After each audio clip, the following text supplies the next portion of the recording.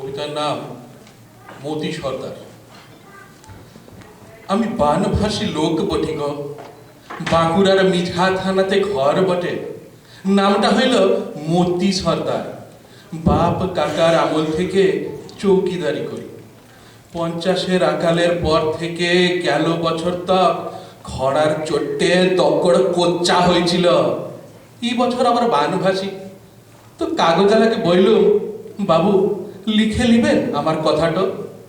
তো গায়ের লোকে কাগজবাবুকে ভাওরাই দিলে, নইলে লিখা কেনে।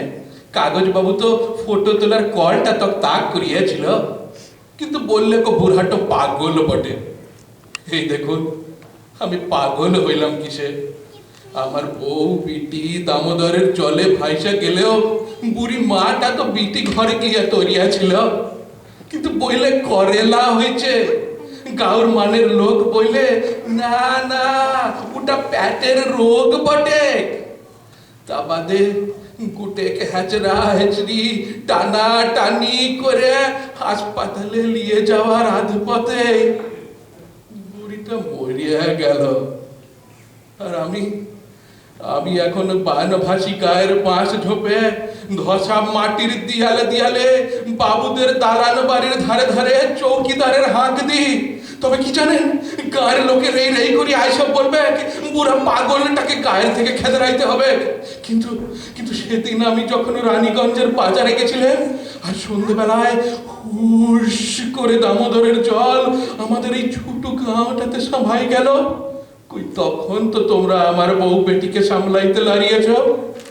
আমি লাইলে বাগদি বটি, কিন্তু ওই এক ধর বাগদি তো ও ছোট গাঁটাকে রাখিয়েছিল। আজ এই কথাটা তোমরা আমাকে না বলতে দিয়ে পাগল সাজাইছ, কিন্তু আমি পাগল নই। শুনছেন আপনারা, আমি পাগল নই, আমি চৌকিদার বটি। চোরকে হাঁকড়ানো আমার কম্ম। আগে না হলে শীতের চোরকে হাঁকড়াইতাম, আর এখন ওই যে চোরটা হির ধানের পাশে কলকল কলকল কলকল করে বয়ে চলেছে, যে আমার বউ বিটিকে নিয়ে গেল চুরি করে। এখন আমি সবাইকে হাঁকড়াই সামলাই দিব। বলুন ইয়াতে আমি পাগল হইলাম কিসে?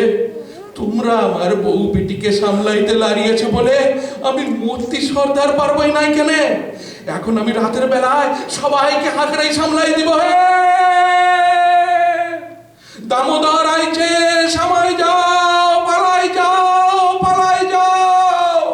দামোদর আইছে, পালাই যাও, পালাই যাও, পালাই যাও।